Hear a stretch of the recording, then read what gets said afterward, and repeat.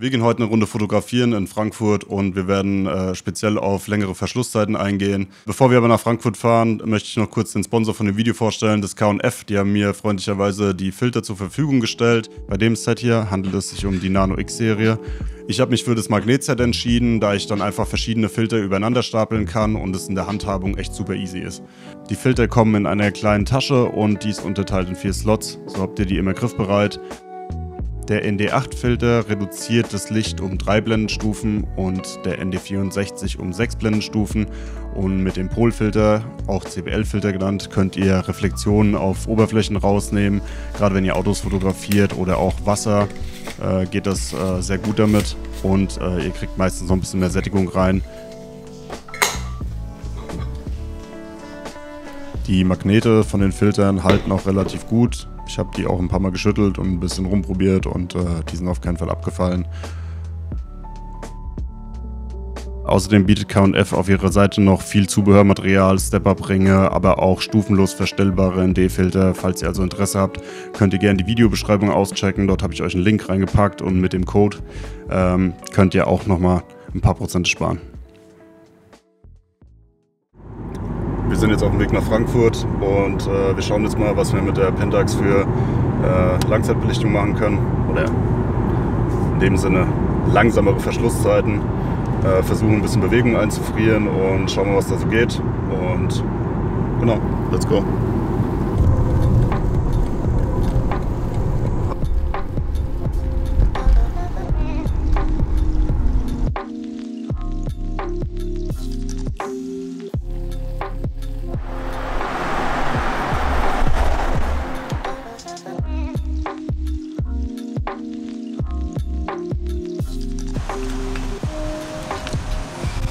Wir benutzen heute den Kentmer, das ist ein Schwarz-Weiß-Film und wir haben hier auch schon unser erstes Motiv, nämlich die alte Oper in Frankfurt. Okay, wir fangen jetzt erstmal an mit dem ND8 und dann tasten wir uns ran. So. Wir starten jetzt auf der Blende 11. ISO ist 400 vom Film und wir shooten zwischen einem Achtel und 30 Verschluss und dann schauen wir weiter. Und zwar habe ich gesehen, dass einer auf Instagram die Tür hier genommen hat, um die Reflexion von der Oper aufzunehmen, aber ich will nicht nur die Oper drauf haben, sondern ich will auch noch jemanden haben, der durchs Bild läuft, um halt die Bewegung einzufangen. Das probieren wir jetzt aus. Muss halt nur noch jemand durchlaufen.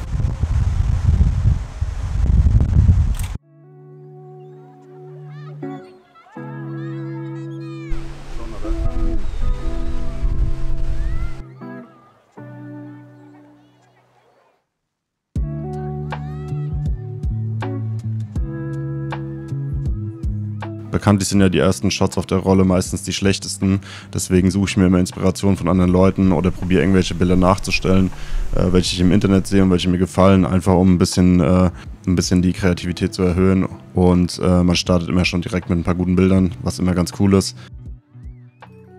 Auf jeden Fall habe ich mich dann erstmal warm geschossen an dem Tag und da sind natürlich auch ziemlich viele misslungene Bilder dabei, aber die werde ich natürlich auch mit reinpacken, damit ihr seht, wie das so läuft.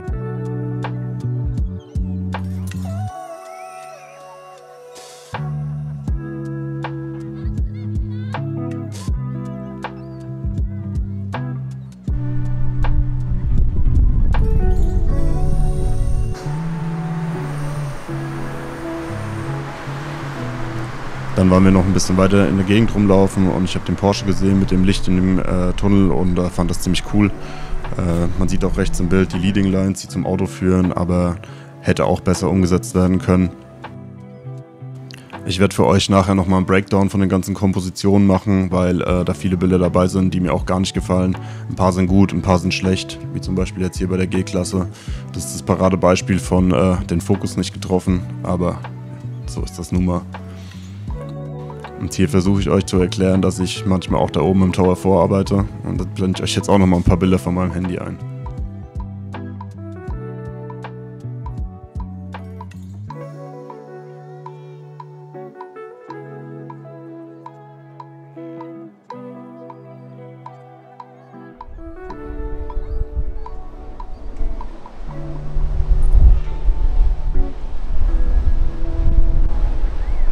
Wie der Zufall so wollte, passend zum Thema Bewegung in Bildern, sind wir auf der Zeil angekommen und dort wurden Oldtimer vorgestellt oder bewertet. Und das hat natürlich perfekt in unser Konzept gepasst. Deswegen haben wir uns ein paar Autos angeschaut und ich habe versucht, sogenannte Mitzieher zu machen, oder zumindest nenne ich sie so, um die Bewegung wirklich im Bild darzustellen.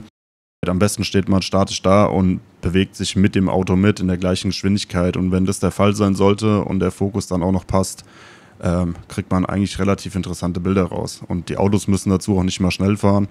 Es gibt da so eine Regel, also zumindest halte ich mich immer dran, dass ich mich an der Geschwindigkeit orientiere, die Autos fahren. Wenn jetzt ein Auto zum Beispiel 50 in der Stadt fährt, nehme ich einen 50stel Verschluss, und wenn die Autos langsamer fahren oder ich Fußgänger habe, nehme ich auch gerne mal ein Achtel. Kommt immer ganz auf die Situation an.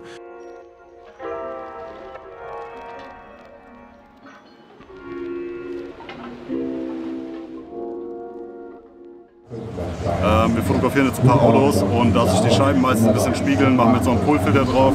Das geht ganz einfach, der kommt einfach hier vorne mit dran. Dann können wir die Verschlusszeit beibehalten, aber haben jetzt auch noch einen Polfilter drauf.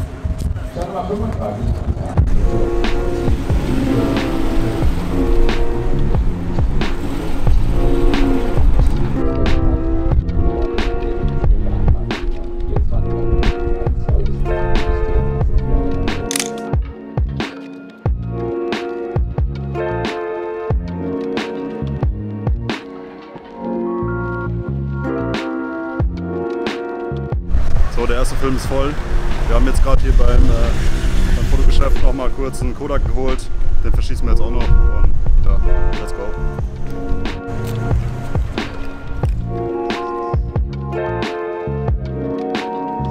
Pixel auszusprechen hätte, weil eigentlich kann man diese Buchstaben so machen, dass wir gar nicht wirklich aussprechen.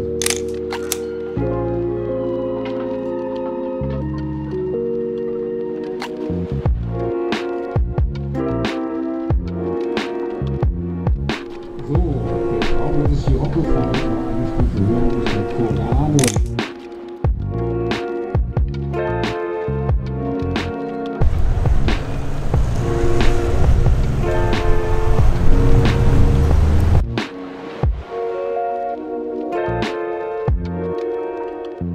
Im nächsten Shot seht ihr dann einen alten Porsche, und ich habe versucht, den durch das Gitter zu fotografieren. Leider gibt es davon keine Aufnahme. Naja, ich blende euch das Bild ein. Die andere Sache, die mich ein bisschen stört bei dem Bild, ist, dass der Mann einfach absolut nicht seine Tür zulassen konnte von dem Auto, was den Shot ein bisschen versaut, aber meine Güte, man kann nicht alles haben.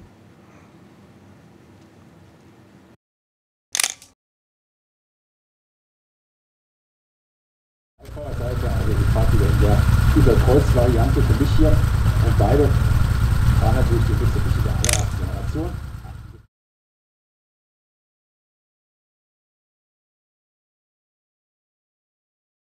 Den Shot finde ich zum Beispiel ganz gut, wie der Porsche auf der Straße ist, da gehört er hin, und es sieht aus, als wäre er ziemlich schnell unterwegs, dabei ist er gerade erst losgefahren und es waren vielleicht 30 km/h.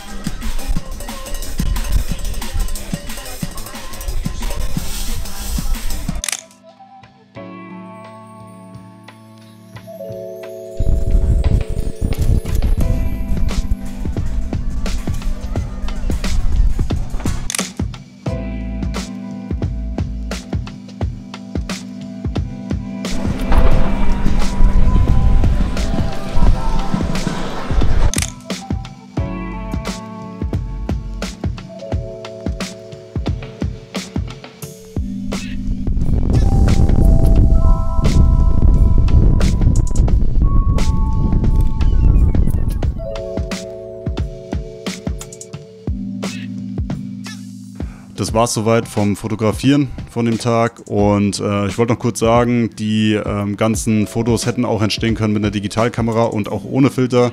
Wenn ihr ein Objektiv habt, wo ihr die Blende weit genug schließen könnt, wie zum Beispiel auf Blende 22, was viele Linsen können, zumindest mal 16, und dann könnt ihr den ISO einfach auf 100 einstellen oder auf 50 und ihr einfach die Verschlusszeit dementsprechend anpassen und gucken, dass ihr zwischen einem Achtel bleibt oder halt einem 60stel in der Range, und könnt euch mal ein bisschen dran probieren. Genau, jetzt kommen wir zum Breakdown von den Bildern. Das ist eigentlich eher so ein schneller Durchlauf, meine Gedankengänge, und ich lasse es jetzt einfach mal laufen, damit ihr sehen könnt, was wir eventuell verbessern könnten oder was mir eigentlich durch den Kopf gegangen ist, als wir die Fotos gemacht haben. Okay, also von den 2 Filmen, die ich verschossen habe, waren ungefähr 20 Bilder dabei, die halbwegs gut waren, und wir gucken uns jetzt nochmal 10 Stück gemeinsam an und schauen, was wir hätten besser machen können. Wir fangen jetzt mal an mit dem Bild von der Frau. Da fällt mir als erstes auf, okay, also sie ist schon mal relativ scharf, das ist schon mal ganz gut. Ansonsten, das Auto hätte ich gern entweder weg oder am liebsten ein bisschen weiter hinten. Hier sieht man halt auch schön, dass der Mann ein bisschen verschwommen ist. Es war eigentlich genau das Ziel, dass sie scharf ist und er verschwommen ist, dass wir halt diese Bewegungsunschärfe im Bild haben. Ansonsten gibt es eigentlich nicht viel zu sagen. Ich finde es ganz cool, dass hier im unteren Drittel praktisch der Schatten ist und oben dann im 2 Drittel sozusagen heller sind. Das gefällt mir ganz gut. Ansonsten, ja. Soweit gefällt mir das Bild ganz gut. Ich finde die Unterteilung auch wieder ganz gut mit dem... Also es ist ja wieder hier in 2 Drittel unterteilt sozusagen. Der Porsche ist genau mittig. Was weg könnte, meiner Meinung nach, wäre hier hinten das Auto. Das wäre optimal. Und wahrscheinlich würde ich auch noch das Auto wegmachen. Und wenn ich das jetzt noch bearbeiten würde, würde ich wahrscheinlich eine Maske von hier reinziehen, um das dunkler zu machen, also die Stellen dunkler zu machen. Und vorne vom Auto hier praktisch alles heller, um ein bisschen mehr Kontrast reinzubringen. Und dann sieht das ganze Bild auch nochmal dramatischer aus. Ansonsten vielleicht könnte noch das hier weg und dann wäre das eigentlich ganz gut. Dieses Bild hätte eigentlich Potenzial, wenn der nette Herr dann seine Tür einfach zugelassen hätte. Und ansonsten, es könnte ein bisschen schärfer sein. Man sieht jetzt halt hier, der Fokus liegt hauptsächlich auf dem Licht. Ich finde, es sieht schon ziemlich dramatisch aus und auch als würde er relativ schnell fahren. Ansonsten vielleicht ein bisschen mehr Tiefen hier an den Reifen, dass man die besser sieht. Aber ja, sonst gibt es eigentlich auch nicht viel dazu zu sagen. Ich finde es ganz gut, dass der diesmal ein bisschen weiter rechts im Bild ist hier und praktisch so ins Bild reinfährt. Vielleicht ein bisschen unruhig hier oben. Also es könnte hinten noch ein bisschen cleaner sein. Aber ansonsten... hier haben wir auf jeden Fall den Remake aus Instagram oder mit der Inspiration von Instagram. Hat leider nicht geklappt, wie ich mir das vorgestellt habe. Ich habe grundsätzlich, sieht man hier überall an dem Rahmen auch und so und auch im Hintergrund, dass das alles nicht ganz scharf ist. Ich glaube, der Fokus liegt hauptsächlich auf dem Mann hier. Aber leider habe ich bei ihm nicht diesen gewünschten Wischeffekt gehabt, weil ich anscheinend die Verschlusszeit nicht weit genug runtergeschraubt habe. Ansonsten wäre das ganz cool gewesen. Ich hätte halt nur gehofft, dass er halt hier in dem Fall ein bisschen mehr verschwommen ist, dass wir halt irgendwie diese Bewegung ins Bild reinbekommen. Hier beim Brunnen, also als allererstes mal, die Komposition finde ich ganz cool. Ich finde es gut, dass die Oper komplett scharf ist. Die Leute finde ich ganz cool und interessant. Der Fahrradfahrer könnte ein bisschen weiter verwischt, also ein bisschen mehr verwischt sein, also ein bisschen mehr Bewegungsunschärfe. Ansonsten, ich hatte gehofft, dass das Wasser hier noch mehr aussieht wie Eis, wie eine Langzeitbelichtung vom Wasser aussieht. Hat in dem Fall jetzt nicht so gut geklappt. Ansonsten die Frau vielleicht noch weg und ja. Vielleicht auch insgesamt hier in dem Bereich ein bisschen dunkler, dass man die Fontäne mehr sieht, aber ansonsten ist das eigentlich ganz okay. Hat halt nicht so hingehauen mit der Bewegungsunschärfe, aber ansonsten, was ich ganz gut finde, ist schon mal, dass hier unsere Lichtquelle ist. Deswegen gibt es hier diese Schatten. Das wirkt sehr dramatisch, immer gegen das Licht zu fotografieren oder auch cinematisch, ich weiß nicht, wie man es nennen kann. Den Typ finde ich ganz cool mit seiner Zeitung, wie er da das Auto anschaut. Ansonsten, die Banner müssten weg und vielleicht auch hier noch oben die Schrift. Das gefällt mir nicht, ein bisschen was rausretuschieren, dass man ein bisschen cleaneres Bild hat. Ansonsten, ja, die Tür. Thema Bewegungsunschärfe ist ganz cool, dass er generell hier ein bisschen unscharf ist und die Bewegung mit reinnimmt. Ich hatte eigentlich die Idee hinter dem Bild war eigentlich, dass der Porsche fährt und ich ihn dann praktisch fotografiere, während er fährt und er als einziges scharf ist und die Menschen drumherum alle unscharf sind durch die Bewegung von der Kamera. Man hätte vielleicht auch einfach ein bisschen reinkroppen können und so einen Ausschnitt nehmen können und ansonsten, wie gesagt, Banner weg. Dann wäre das auch nochmal ein bisschen cleaner. Coole ist, die 2 sind schon mal scharf. Der Rest ist hier gut verwischt und erzeugt diesen Effekt von Bewegung. Das finde ich ganz gut. Das Auto hätte noch ein bisschen schärfer sein können und ich hätte vielleicht ein bisschen mehr von vorne fotografieren müssen, aber also ich hätte wahrscheinlich von hier fotografieren müssen, von der Stelle, dass ich ein bisschen mehr die Front drauf habe. Ansonsten finde ich es ganz okay, dass die Gitter hier, das ist eigentlich Frame. Und was irgendwie durch Zufall entstanden ist, ist, dass das Bild so eine natürliche Teilung hat. Also hier haben wir wieder unsere Rasterlinien und hier ist halt wieder alles schwarz oder dunkler. Ein bisschen dunkler und der Rest ist halt relativ hell, also in dem Bereich hier. Ja, das finde ich eigentlich ganz okay. Naja, beim nächsten Mal wird es besser. Wach. So Freunde, ich hoffe, euch hat das Video gefallen, ihr konntet irgendwas mitnehmen oder wurdet wenigstens unterhalten. Ansonsten, wenn euch der Kanal gefällt und ihr noch mehr Content sehen wollt, schreibt mir gerne was in die Kommentare oder lasst ein Like da, lasst ein Abo da, würde mich auf jeden Fall riesig freuen und den Channel unterstützen. Und wir sehen uns im nächsten Video.